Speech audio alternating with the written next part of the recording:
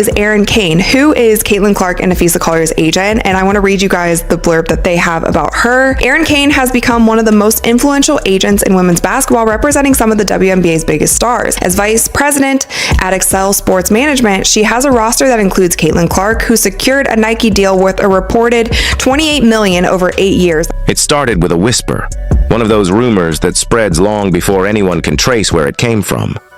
A moderator on a sneaker forum claimed to have seen internal marketing slides labeled Jumpman x Caitlin Clark, Global Partnership, $50 million.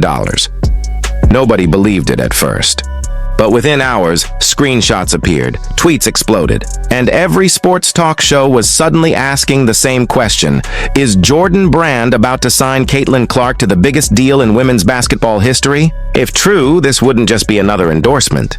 It would be a cultural earthquake, one powerful enough to shift the balance between Nike, Jordan Brand, and the entire WNBA landscape.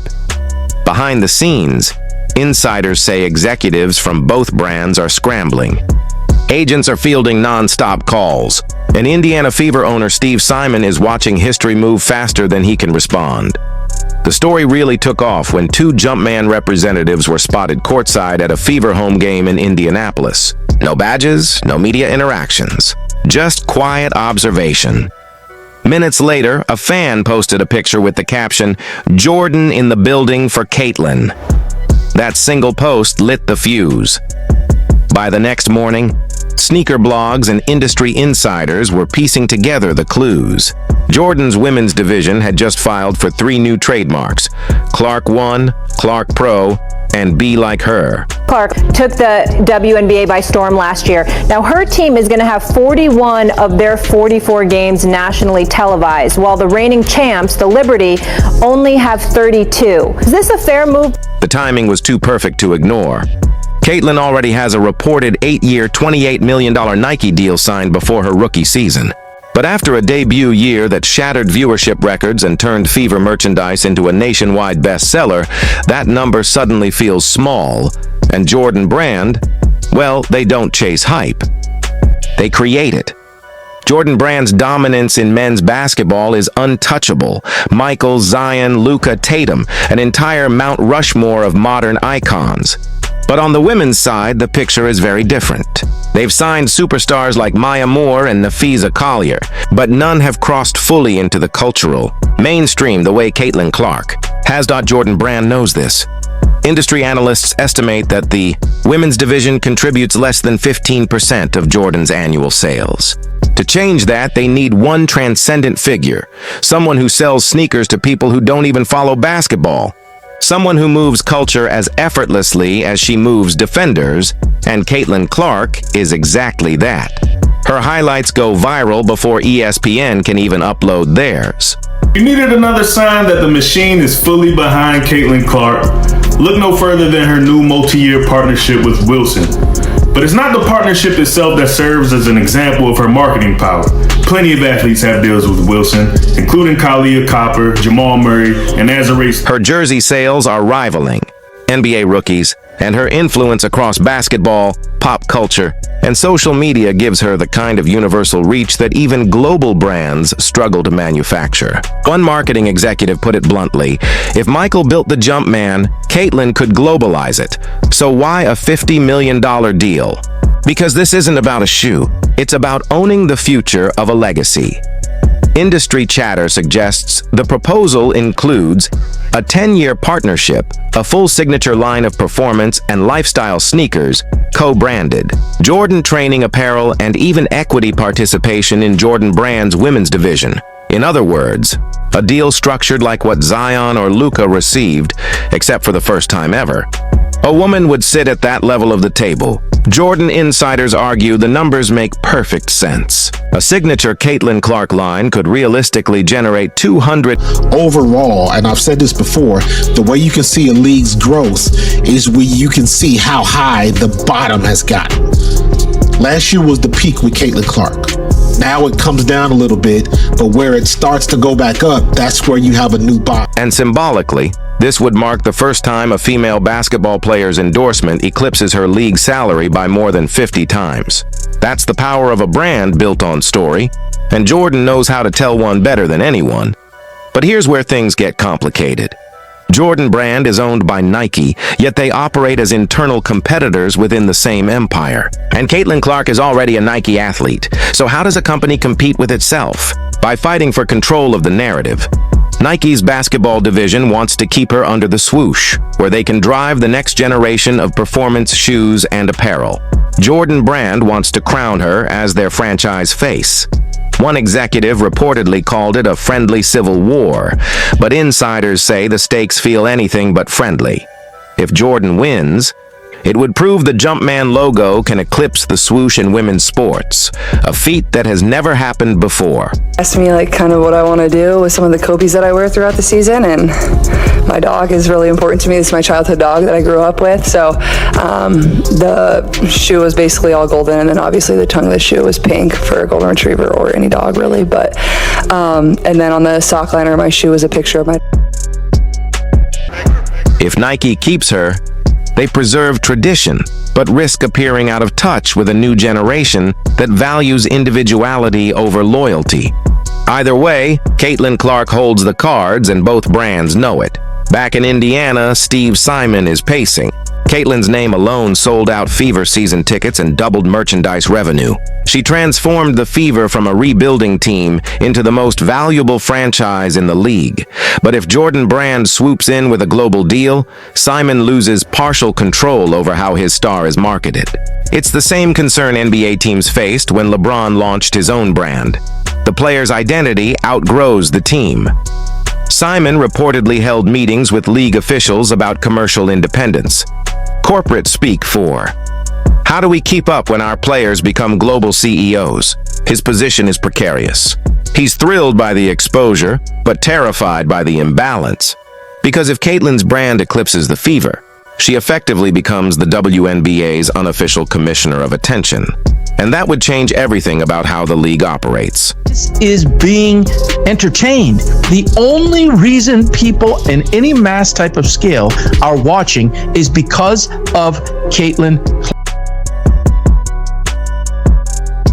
When the rumor hit players' group chats, reactions were mixed. Some sent fire emojis, others sent the side eye.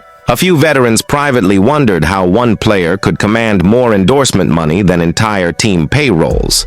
Meanwhile, younger players saw it as motivation, a sign that women's basketball finally had leverage. Angel Reese posted something cryptic on X. Ara Wilson liked a tweet saying, "Some people play the game, some people change it." Within hours, fan debates went nuclear. Is Caitlin overhyped? Is it jealousy or justice? And every argument only boosted her engagement numbers. Actual robbery, $28 million over 8 years for Caitlin Clark. That's one of the worst deals that we've seen. But we continue. Along with Nafisa Collier, Arike Ogunbowale, and softball icon Jenny Finch, Kane built her reputation by launching Octagon's WNBA practice and later founded the Clarion agency dedicated. Love her or not, Caitlin remains the gravitational center of women's sports. And that's exactly why brands keep circling.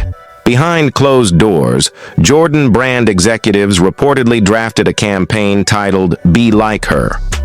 The concept reimagines the emotional pull of the original Be Like Mike ads, but for a new era. Visuals would feature girls shooting threes from half court, college players lacing up Clark ones, and voiceovers celebrating courage, creativity, and rewriting the game. I thought this was interesting because Erin Kane is on here because of Caitlin Clark. Caitlin Clark's number 4. Erin Kane is on this list because of Caitlin. I don't love that they put in this Nike deal. $28 million. She should be getting $28 million a year from Nike. If the campaign launches, it wouldn't just promote a shoe. It would symbolize the shift from imitation to inspiration. Not be like Mike, but be your own legend. And that's exactly the narrative Caitlin embodies. Humble beginnings, relentless work ethic, calm confidence under pressure. She doesn't shout greatness, she proves it. Jordan Brand, masters of myth-making, know every generation needs its icon. Michael defined the past. Caitlin Clark could define the future. Insiders say this potential partnership isn't limited to the U.S. Jordan brand, has quietly been building women's basketball clinics in Europe and Asia, searching for a face to headline them. Caitlyn's clean-cut image and universal appeal make her perfect. She bridges markets. American enough for nostalgia, modern enough for TikTok. The plan reportedly includes international tours, a Clark Classic exhibition, and youth initiatives under the Jumpman banner. Think Air Jordan meets grassroots basketball, and the timing couldn't be better. With the Olympics approaching and global interest in women's sports surging, Jordan Brand sees an open runway. All they need is a pilot, and Caitlyn already knows how to take off. Multiple sources claim preliminary conversations between Caitlyn's team and Jordan Brand began months ago. Nothing signed, nothing public, but mutual interest is confirmed. Her agent reportedly asked one question first. Will she have creative control? According to leaks, Jordan Brand's answer was yes. They're offering not just endorsement rights, but actual design input, colors, materials, storytelling. That's rare. Even in the men's game, only a handful of athletes get that level of freedom. It signals Jordan doesn't just want her face, they want her vision. If finalized, this would mark the first fully co-designed women's sneaker line under the Jumpman umbrella, a line meant to sit alongside LeBron's, Kobe's, and Jordan's on store shelves, not relegated to a separate women's section. And that subtle change, equal shelf space, might be the most revolutionary part of all. Next voice reports from Beaverton suggest Nike's top executives called emergency meetings after the rumor went viral. The question on the table, how do we keep her? Options included renegotiating her existing deal, promising an earlier rollout of her signature shoe, or even offering her own sub-brand under the swoosh. But internally, some argued it might already be too late. Jordan Brand's mystique is different. It's not corporate, it's personal. Jordan isn't just a name. It's a story of rebellion, excellence, and freedom. Caitlyn's calm competitiveness fits that DNA perfectly. And if she jumps ship, even within the same parent company, it changes how every young athlete sees their options. Suddenly, getting signed by Jordan becomes the dream for girls, not just guys. Let's talk numbers. Analysts estimate Caitlyn Clark generated over $100 million in additional media value for the WNBA during her rookie year alone. Add the Fever's attendance surge, merchandise sellouts, and national rating spikes, and her overall economic impact could exceed $250 million. A $50 million Jordan offer suddenly looks conservative.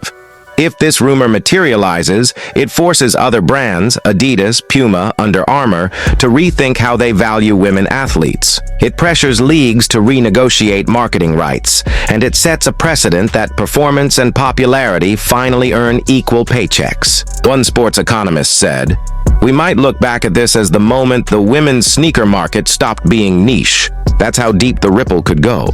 Strip away the money and this story is still about something bigger, recognition." Caitlyn Clark represents every player who dominated in empty gyms, every girl who was told her sport didn't sell. She's proof that visibility creates value, that fans will show up if you give them something to believe in. A Jordan deal would be symbolic, the Jumpman finally leaping across the gender line and the face making that leap. A 23-year-old from Iowa who never cared about flash, only about winning. That's what makes it powerful. Not marketing hype, validation. Late reports suggest Steve Simon had a quiet moment of clarity. In a board meeting, he supposedly said, "If she signs it, we don't lose her. We gain the world." That shift in perspective matters. While owners once feared losing control, they now understand Caitlyn's rise lifts everyone. The Fever's ticket demand, sponsorship rates, even the league's next TV contract all grow as her profile grows. Simon may not love the chaos, but he knows business, and business follows greatness. Insiders say Caitlyn's camp will review all offers in the offseason. No commitments, no leaks beyond speculation. But her silence speaks volumes. She doesn't chase headlines, they chase her. If she accepts Jordan's offer, she becomes the first woman to crack the $50 million sneaker barrier. If she stays with Nike, she forces them to match it, raising the bar for everyone. Either way, she wins. Because the real power move isn't choosing a logo, it's proving that both need her more than she needs them. Whether this $50 million deal exists on paper or only in whispers, one truth remains. Caitlin Clark has already changed the economy of women's sports. The fact that a rumor about her can move markets, spark brand wars, and dominate news cycles tells you everything. She's not just part of the game, she is the game right now. Jordan Brand built its empire on one message: excellence without compromise. Caitlin embodies that message word for word. If the deal happens, it will mark the start of a new era where female athletes aren't just icons, they're industries. If it doesn't, the chase itself still proves her value. Because greatness doesn't wait for permission. And Caitlin Clark, she's already walking in the air.